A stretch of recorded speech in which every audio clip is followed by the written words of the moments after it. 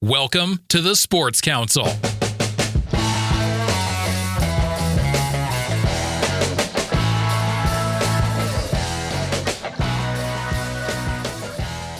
March 3rd through the last week of May. It's a three-month run. Fast and furious.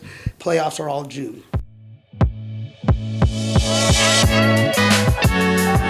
The council is now in session. With a personality shaped by being an athlete and a background in mainstream sports media, I found that the stories I was most interested in telling were the ones often overlooked, the ones that might not otherwise be told, the ones that show the intangible and not just the highlight reel. The Sports Council is about highlighting the great, the good, the unique, and everything in between in the Pacific Northwest sports world. I'm Jamie Council. Thanks for joining me.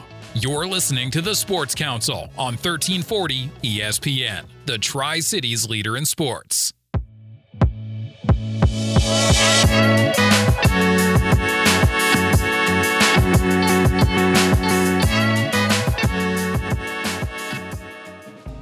Anthony Williams, and my title is CEO of the Wenatchee Bighorns. So the Wenatchee Bighorns, a lot of people don't know who you guys are. 1 year under your belt, so tell me, who are the Wenatchee Bighorns? Yeah, Wenatchee Bighorns is a professional basketball team that is called the TBL. TBL it stands for the Basketball League, and Keep it simple. Yeah, just keep it simple. And but it's a professional basketball league that's dedicated for community first. It really is. And that's what we are, community first and basketball second. Even though we're a pro sport, the TBL has allowed us to do that, to be mentors and community through their model, and so that's kind of what we're about. So we'll get into the Bighorns, but first, Tell me about the TBL. Yeah, the TBL is a very special league. There's about 38 teams now in the TBL. There's about 9 teams in what they call the BSL, which is a league higher, one step higher now. It's kind of like the MLB and the AAA baseball of the TBL. It's fully streamed across the country, across the world, and it's just a league that was set up by Dave and Evelyn Maglia. And they've had this team for about 6 years, or the league for about 6 years, and they go and transform communities. And they give guys like me an opportunity to own a franchise that know what they're doing, and put us in power and give us the resources and the backing and the education and the support that we need to be successful. As long as it keeps the community first in mind and drives that. That's the model. And I'll really always go back to that because we really pride ourselves in being community first, and then basketball second, kind of like a student athlete. Grades first, basketball second. So Anthony, you're a CEO of a professional basketball team. Did you ever think that you would, or what is your background to lead to this point? Yeah, it sounds like it's been a whirlwind. Man, it has been a whirlwind, Jamie. I tell you, man, mine has been really eclectic all over the place. But what gave me the wisdom is in 2000 in Yakima, Washington, Sundome, I was one of the first to play at the Shockwave. It was a Shockwave. Yakima Shockwave. They came to town. I made the team. I was 34 years old. And then I read the newspaper that said, hey, they're getting a new football team. And when I saw that, I was like, what? And I'm like 34. I was like, this is my time to play the professional sport that I've always wanted to play, because I've always thought I should have been a Dallas Cowboy, and Deion Sanders is doing everything that I'm supposed to do, right? And you should be prime time. I should be prime time. God darn it, I'm going to be prime time on this level. And so, I got embarked, met up with Rich Austin, and he was our general manager at the time. And let me tell you something, that did a lot for me, because I was able to see how to run an organization professionally, doing it right, the right way, taking care of the players first, making sure everything's the way it's supposed to be. So I kind of was blessed in that aspect of it. I got to watch a true professional do it the right way. And so, consequently, I adopted a lot of that. And but my background is a lot of been in retail management, Nordstrom's, Enterprise, Foot Locker, all the way across the board. School districts, I coached over 15 years of coaching high school football on a varsity level. I even have a little bit of AD experience at a small school in Waterville, and I had my emergency teaching credentials. So I've had all these management, administrative, sports, and I said, this I can leverage community, get into the school districts, get our players in there mentoring, get to the YMCA, do free camps. See, I just had the cookie cutters, and I said, I just can't sit on my laurels. Now I have to get back, those things that were invested in me, and that's what I'm doing. Kind of combining all of the different tools in your belt combined with your passion for sports. Yes, yeah, and it gets no better than doing that, right? But most people say, well, why didn't you do football? You're a football player. Well, this is a better financial model, and it's a lot cheaper to run a basketball team than it is a football team. Less players, that's smart. That's smart. So, 1 year under your belt, and we were talking about this before we started the interview. Nobody knows who the Bighorns are because it was an uphill battle in year one. Tell me about that. Man, I'm telling you what, everything that could go wrong, it presented itself. It really did. From internally, externally, different people were kind of like, we didn't do advertising because we knew that once we got it up and running, which was 3 months, took us 3 months to build a professional organization. We just had to jump right in. We were able to affect schools from Rock Island to Manson. We were able to give so much, from merchandise to free camps. We just wanted to honor the valley and the kids and families and create something that was special and meaningful and that would be a legacy from here on out. But I needed these experiences. So I look at them as wins, even though they feel negative and look negative, they pushed us into the right place. I would have not been able to get to this level had not I had that adversity. You're always going to find your people. Year two, what does that look like? Yeah, so year two, we've dedicated, once again, it's a level of service. That's going to be what we're all about. We've got a new coach coming in. We're really excited about a young man. He's going to be a player coach. Right now, he's in Australia. And that helps us out because it allows the players that we have right now to get to Australia to play to another and a higher level. And that's their dream. So we're really, helping them achieve dreams. Our organization is stable. We've partnered with a couple nonprofit organizations to do special things in the community. We just got a confirmation that we can have multiple camps at the YMCA this year, like we did last year. We did free camps. And so they're excited about it. So nothing will change on that aspect. A little bit in the front office, the way we do our budget, the way we handle things, because we've learned how to really create a model that would win, financially and fiscally for us so that we could do more in the community. Because that's really, like I said, that's the driver for us. But what we do is we want to go clean up that community if we go play in it. We don't just want to go show up to play. We want that day spending a couple hours there cleaning up graffiti, cleaning up blight on, people that couldn't do it, work with the code violators that may not have just the money just to move that washer or dryer, who were able to cut that high. It could have been an older, elderly. So I ran for council. The reason why I'm thinking that part, let me just interject. So I had some history with my background running for also city council. Okay. And so with that, so civically engaged, I look at how can the city utilize their resources and partner with our team as a betterment for everybody in the city. So that's we're really a hybrid. I think we're a hybrid team. And like you said, this is going in our second year. We're excited about what we can do and how we're doing it. Yeah, so from the city council to the sports council. And yes. And making it work on paper is your job, being a part of the community. But the basketball is the players' dreams. That's what they come from. So how do you find your players? Yeah, so the players, 99% of the players really reach out to us because the TBL did a great job of creating a conduit to catch all, right? People know, get to the TBL camps, right? And in fact, in February the 1st through the 5th is what you call the draft combine in Indiana. And it's such a big thing. We go and we do all of our front office first. The kids come in and they showcase their talents, but they sit down and interview us as owners. So they sit and they go, well, why should we play for you? What is it? What's the advantage of you? What resources? How do you back us? How are you going to promote us? How are you going to market us? Instead of we interviewing them. So it's kind of a reverse type of experience that you can really see the benefit of that kid who may want to come play for you or not. And my process is this. If a player's interested in coming, I ask them to send me your film. I examine the film before I give it to our scout.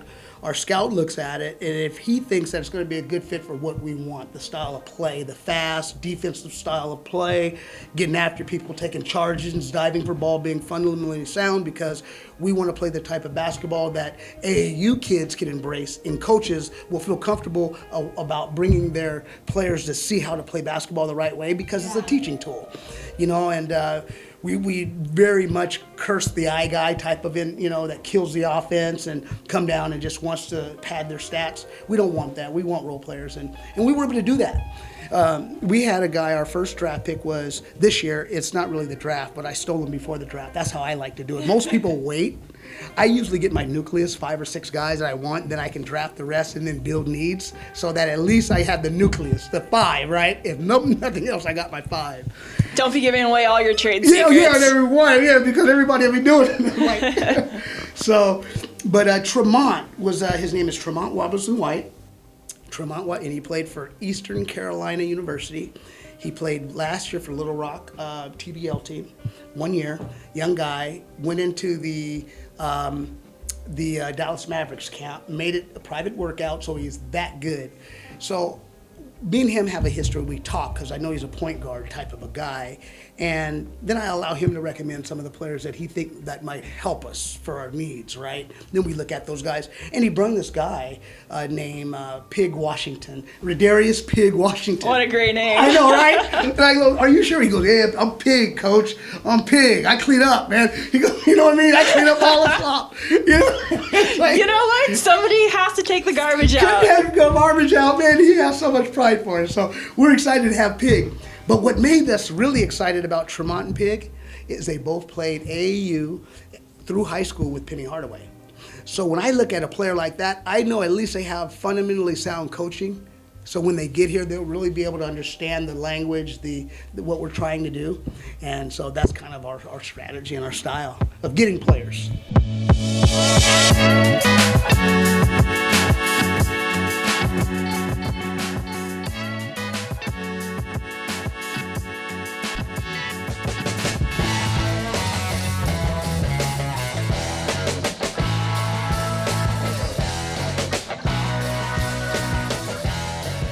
Yeah, and it's not just people that reach out to you via Instagram. I mean, obviously they might, but I mean, you're talking big-time college players, so yes. Just explain to me the talent level that people can expect from the Bighorns. Yeah, just that, so if a person would watch the NBA, a lot of these guys are just right at the precipice of the base of the NBA where the G League starts, because a lot of the G League guys are two-way players, some, and in fact, we just had a guy from our league, from Salem Capital. His name is Kyler Kelly. Kyler Kelly just got picked up by the Boston Celtics, and now he's in their G League. So it shows you the level that all the players that we have, the G League is looking at them. They're looking across the board. High-end, six-figure type of deals overseas. They're looking at these type of players. Last year we had 3 players that went to Australia even before we tipped off. So again, it showed me we had the right strategic players, right? But they never even touched the ball because they were noticed and they got drafted already, from us. So that's kind of how what you can expect. But really a pro player that's fundamentally sound, Division I. There's Division 1, 2, and 3. But for what we want to do, we really try to pride ourselves in getting that Division I player that really wants to get to the G League right away. We want this not to be a life term here. We want you to get one and done to try to get so we can open up the dream valley for someone else. That's kind of what we do. Yeah, I know. So you were talking about building the community up, but it sounds like you're also making players' dreams come true in some cases if they don't have that, NBA camp or G League on their plate. This helps them get film at a high level. Exactly, and it's good film. It's good film on a pro level that scouts will look at. And that's the whole key, is being able to submit, because a lot of times they're picky. It's like, well, why should I look at this guy's film? He's not even on this level or that level. But the TBL is now respected as a pro level, and with pro sponsors and, a lot of different things are changing, networks are reaching out to them, where they had to do all the groundwork. So it's the infancy of Eastern Washington's return to professional basketball. Yes, that's exactly what it is. You put it in such the right words. That's my job. I listen to what you say and then say it in less words. Thank you, because I need that, because I speak it in a Moby Dick novel when I could have said it in 3 words. You're good. Okay, Mr. Melville. Right. But where are you from? So originally, I am from Yakima, Washington. Okay. I was born in Yakima. We moved early until to Seattle right away. In the 3rd grade, I got sick and was in Seattle Children's, whatever. Forced me to come back to Yakima, live with my grandmother. My mom left her work, came to Yakima, so we stayed there. Graduated Davis, went through that whole cycle type of thing. And 1985, biggest year of my life. I had 2 sisters, 16 and 2-year-old sisters. And I found out, this is the weirdest thing, in spring, that I had to move to California. I lived with my mom, they were divorced, had to go spend some time with my dad, just because I was signing a letter of intent to play at Eastern football. Okay. And I had, schools like Willamette, Eastern, Western, I had the whole gamut, you know what I mean? And I went to Merced, California in spring, and I asked to try out for baseball. They were like, no, it's too late, because, schools, you're already rostered, but you can try out for Legion. So I tried out for Legion, made leadoff. I became the leadoff hitter and started center field. And I knew my time was winding up because I only could play like a month because I had to get to football, right? Yeah. So I'm playing and finds out the Visalia A's are looking at me. And so we go play Visalia A's at their spot. We're not playing the A's, but that's where we played the Legion game. They come to sign me, and I dropped 2 fly balls that game. Oh, no. Serendipitously, I've never dropped balls. I could cover from center field to sideline to baseline, right, left. Yeah. I'd never drop balls. Low cloud cover this day. Guy gets up, hits the shot straight up in the air. All the guys in. And I'm looking, my hands are like this. The next thing you hear is tink. And I'm like halfway to second. And so I turn around and running. And, thank God the guy is slow. He gets the triple, right? I get it back in time, and I'm just sitting back there. And then 18-year-old, God, I wonder how they're thinking about. Get in your head. Yeah. And so 3 innings later, same guy gets up. Kink. Oh, my God. In. I didn't move. And in. I just like this. And then all of a sudden I see this black dot come out of the sky, and I go like this. And it hits my mitt, bounces out. And I cried in center field. I was like, nobody knew, man. I was crying. Yeah. I did. You know what I'm saying? I was like, these guys are not going to sign me. This is it. So at the end of the game, these guys are walking towards me, and they're kind of smiling, and I was like, getting happy. They walked right by me. Right? So I knew my baseball career was over. I said, okay, it's time to get ready for football, go back home. Flew back home July the 1st. 10 days later, my mom has a heart attack. I would have still been playing baseball. That's what I mean by serendipitously I dropped those balls. It drove me back to Washington State. At that point, I was challenged. What are you going to do? Are you going to play football, or are you going to raise your 16 and 2-year-old sisters? Now I'm these challenges. Are you going to be a brother or a dad now? You're a single home. I was like, I can't leave my sisters. What am I going to do? Sandy Cooprider remembers me, which was a legendary coach from Wenatchee, and says, hey, man, we still got that scholarship on the table if you want it. I've always had a rich history of Wenatchee. Case in point, I'm still here. Great relationships from about 9 years old, which is another story. And I said, yeah, I'll just go there and try to work things out, and had that kind of family support. Didn't work. My head was just in my mom. I would be at practice, see my mom come around the corner. It was the weirdest thing, you know what I mean? And just couldn't check out. And so went to selling cars, went to working. So I could be a father to the sisters. And then about 24, my younger sister that was 16, she was way more mature than me, and she said, you can flap your wings, and that was what was significant about me at 34, coming back to Yakima from Tempe in great shape, seeing football was my dream. Are you giving me another opportunity to play the game that I love? And to kind of have that closure. Yeah, to have the closure. And it was great. I made the cut. made the team and had a great management team and got to see how it worked as a player, flying here, eating there. So I knew it all, restaurant, hotels, the services. And when I look at my players, I said, anything that I would want, I just give to my players. It's not really hard. What do they deserve is what I want. Yeah. And that's what they get. We take care of their housing, we take care of their meals, we take care of their gyms, their chiropractors, their PTs, or all those little things because we want you to have no excuses when you leave here that you didn't have the tools to continue your dream. We can only be faithful with what we can be faithful with, and that's what we did, and that's what we're doing. So that's where we're at. Yeah. Thank you for sharing your story. That's something with these low-level professional leagues that sometimes people think, oh, it's has-beens. It's what, people trying to prove stuff. But one thing that I've seen with a lot of other people, you could go on and on and on about stories, is that there's sometimes a reason why, and it's really amazing, even though some of them are beating a dead horse, or if you're, as PETA says, feeding a fed horse.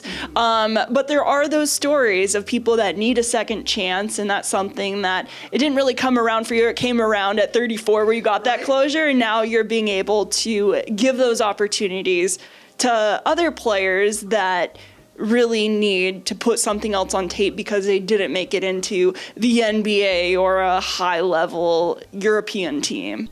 So that's, like you said, man, being able to give these guys something that that's the blessing for me. You know what I mean? Is providing an opportunity, and I work relentlessly to do it.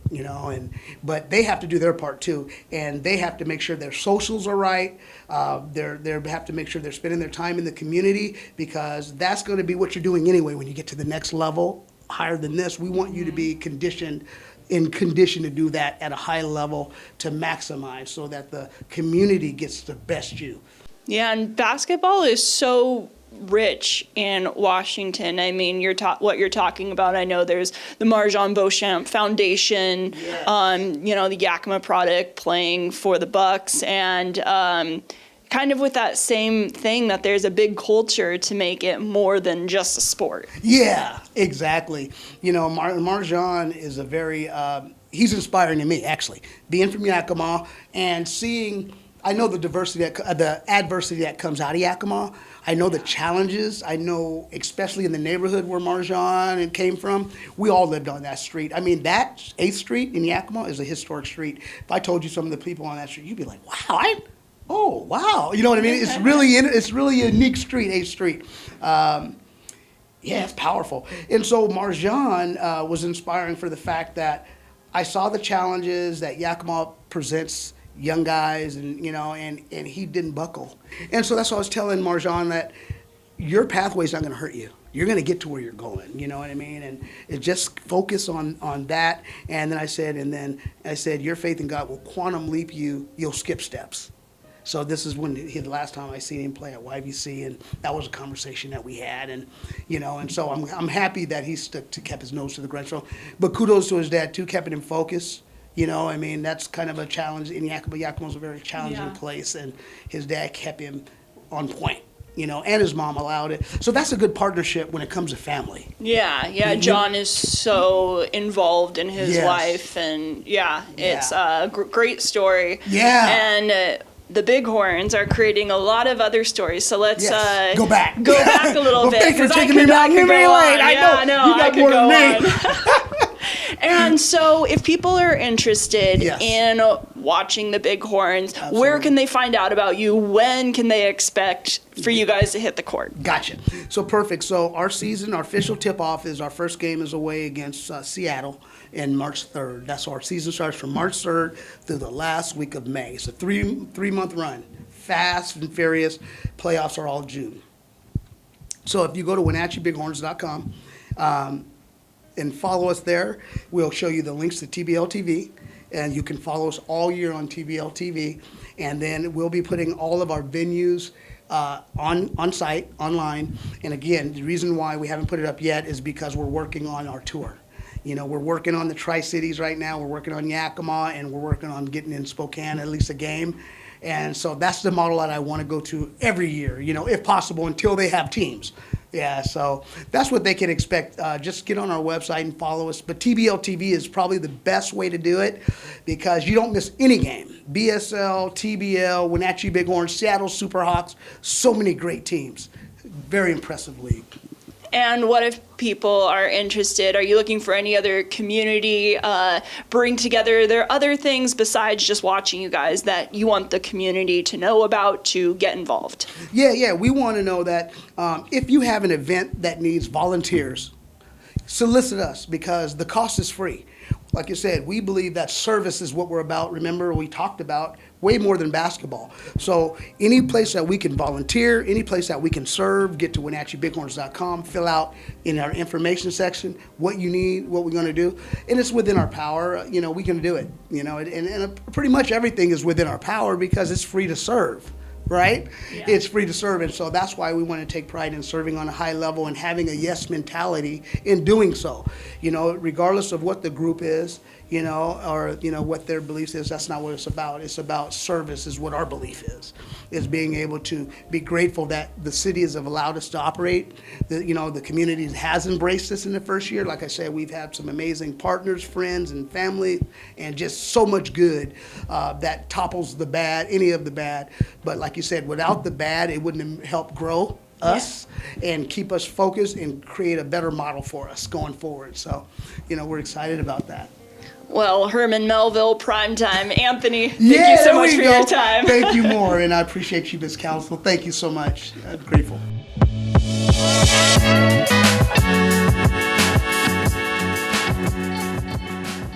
Well, that wraps up this week's show of the Sports Council. Thank you for joining me on 1340 ESPN, your Tri-Cities leader in sports. A reminder, the Sports Council happens 4 times a month, 11:30 a.m. on Thursdays. You can listen to this show not just over the airwaves at 11:30 on Thursdays, but also on demand at 1340ESPNradio.com via podcast. Wherever you get your podcasts, just search for the Sports Council, and it's also available via YouTube. So lots of ways to listen to the Sports Council and support our local sports community.